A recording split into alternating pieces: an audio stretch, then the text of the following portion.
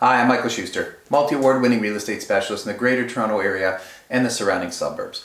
What does fair market value even mean? And how do you know what fair market value is? Who determines fair market value? Is it the realtor, the appraiser, or the banks? Spoiler alert, it's none of the above. Since the dawn of time, if a listing is overpriced, it'll sit on the market way too long, and there will eventually be price reductions, and it will eventually sell for fair market value.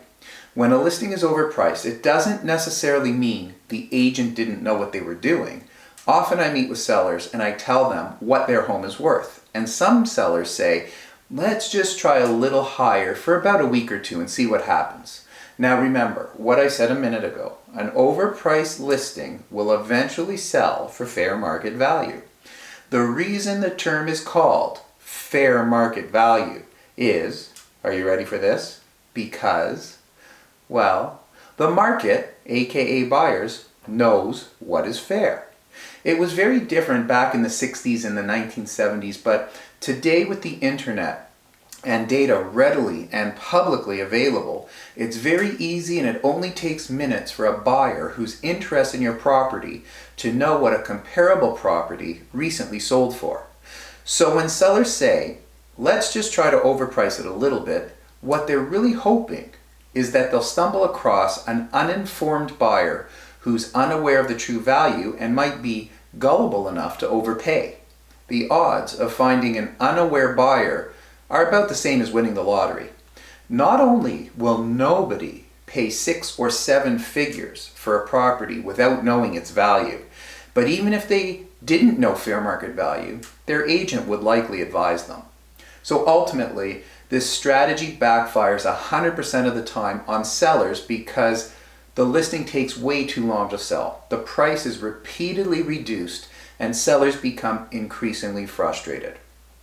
If the sellers just agreed to list the property at the price, which it ultimately sells for in the end, right from the beginning, the home, the house or the condo would have sold much faster and for full asking price or darn close to it. For some reason, some people think pricing a real estate listing is like a game, or call it, let's test the market. For some others, it's more of an attempt to get what they, in their own mind, think their home is worth or should be worth. And in some cases, it's a matter of sellers wanting to get the amount of money they actually need for the bank or their debt or their next big purchase. So remember, there are strategies that good realtors use to price and market your property successfully and effectively.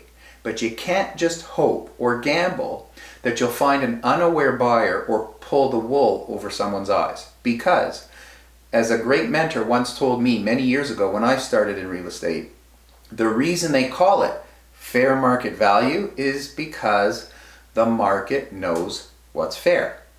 So if you're curious about what fair market value is for your house or your condo, just email me, mike@TheREguy.ca, or call me anytime.